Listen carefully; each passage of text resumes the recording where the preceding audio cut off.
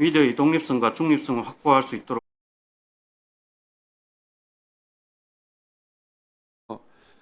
문재인 대통령, 조국, 백원우, 황운하를 상대로 표적 수사를 했다고 생각합니다.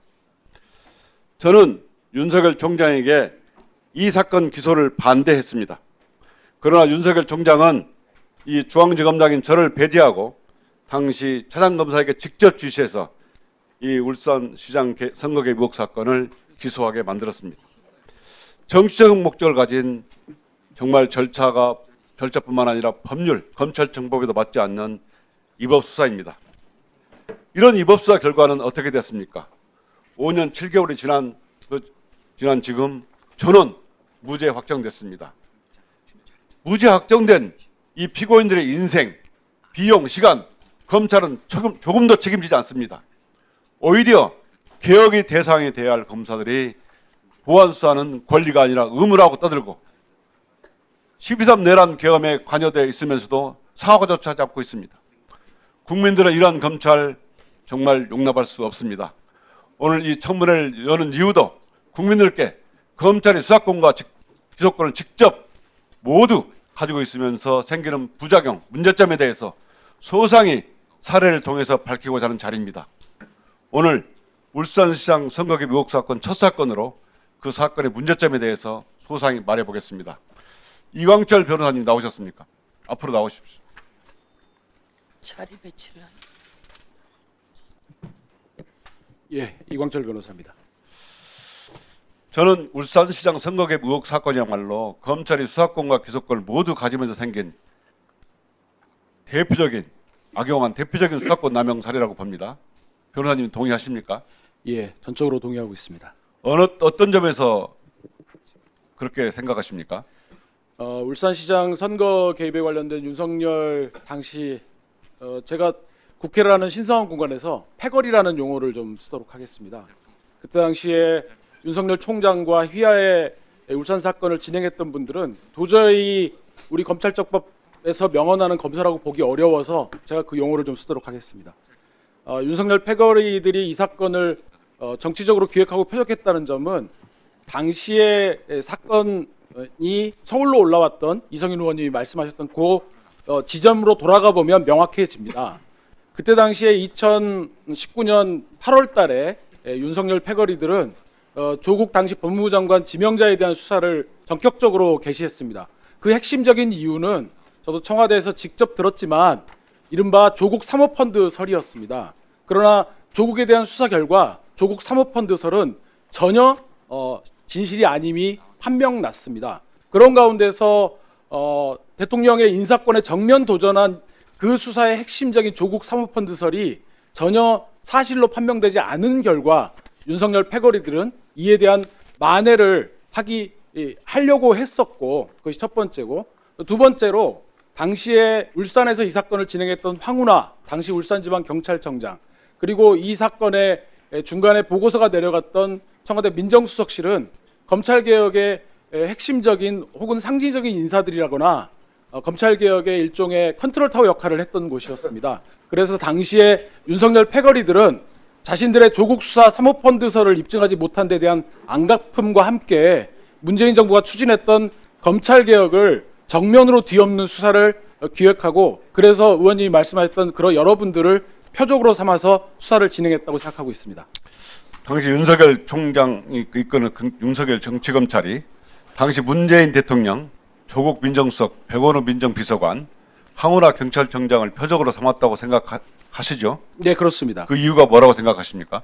방금 전에도 말씀드렸지만 황운하 당시 울산지방경찰청장은 경찰대 1기생으로 경찰에 입직한 이후에 일관되고 줄기차게 검찰의 문제점을 지적하고 검경 수사권 독립을 외쳤던 사람이었고, 문재인 정부 당시에 치안감으로 승진해서 울산지방경찰청장으로 내려가서 처음으로 했던 수사가 이른바 울산 고래고기 사건 수사였습니다.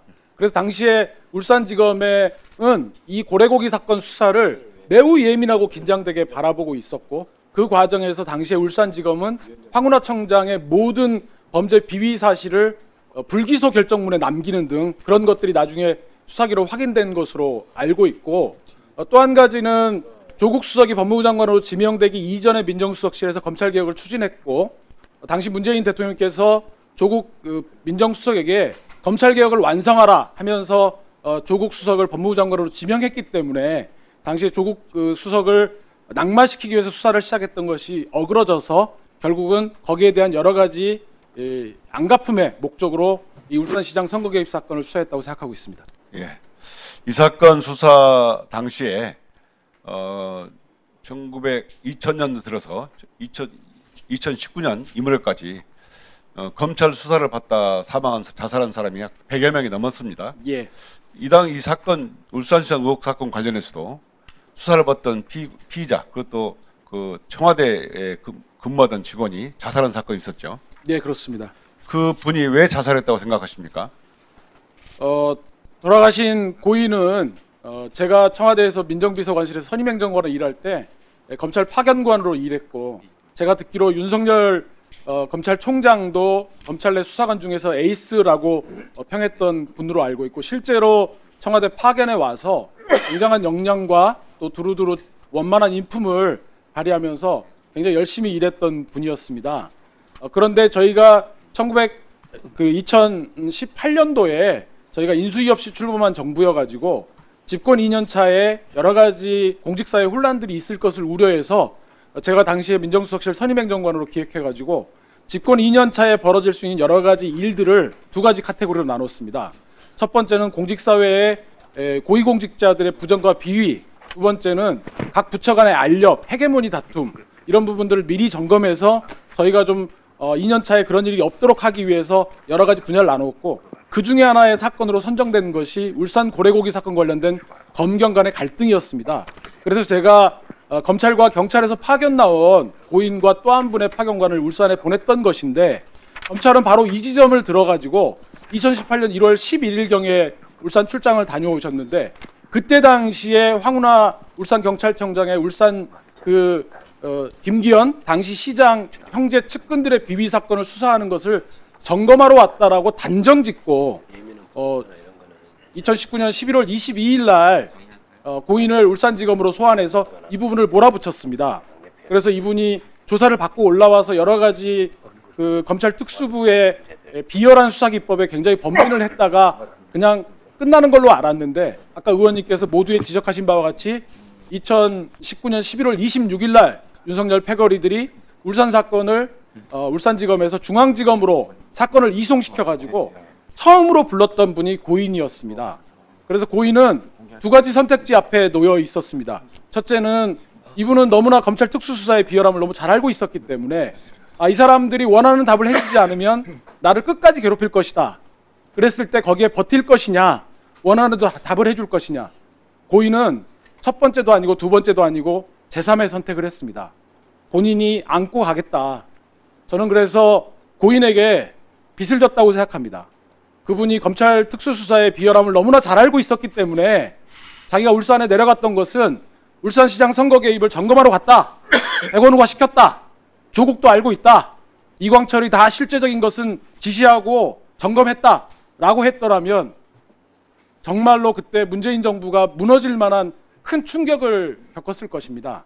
고인은 그 점을 너무나 잘 알고 있었고 그렇다고 버틴다고 해서 그냥 해결할 수 없다는 걸 너무 잘 알고 있었기 때문에 제가 그분의 마음을 헤아려 보면 그런 선택지 앞에서 고인은 고인 스스로 안고 가신 것이 아닌가. 저는 이 대목에서 정말 윤석열 패거리를 비롯한 검찰 특수수사 그리고 수사권과 기소권을 한 손에 가지고 있는 검찰권이 얼마나 위험한 것인지 뼈저리게 느꼈고 지금 고인이 돌아가신 지 6년이 다 돼가는 이 시점에서도 그때 일을 생각하면 너무나 고통스럽습니다. 지금 그 검찰 수사의 무도한 검찰 수사의 문제점 그리고 윤석열 검사 패거리들의 이 문제점을 말씀하셨는데 그 돌아가신 분이 고인이 검찰의 압박 수사 그리고 끊임없는 가족까지 수사를 확대한다든가 이런 윤석열식 수사 방법 희생자라 그 말씀인가요? 네, 그렇습니다. 저희가 고인이 제가 그날을 지금도 생생히 기억하는데 2019년 12월 1일 날 저녁 때 일요일이었는데 저희가 고인이 서초동에서 사체로 발견됐다는 그런 정보를 들었고 경찰을 통해서 상황 보고죠. 들었고 그래서 제가 그날 밤을 새워서 고인이 울산에 내려갔던 2019년 11월 22일부터 그 이후의 동선들을 저희가 일일이 다 확인을 했습니다. 그랬을 때 고인이 11월 22일 날 조사를 받고 올라오셔가지고 고인의 친한 후배하고 말씀 나눈 것을 들어보니 자기 몰래 별건이 진행되는 것이 없는지 검찰청에 출근해서 확인해 보니 그런 것이 없어서 안심했다. 이 대화가 11월 26일 날 있었습니다. 그리고 그런데 그날은 중앙지검으로 사건이 올라온 날이었고 27일 날 고인에 대한 소환이 있었고요.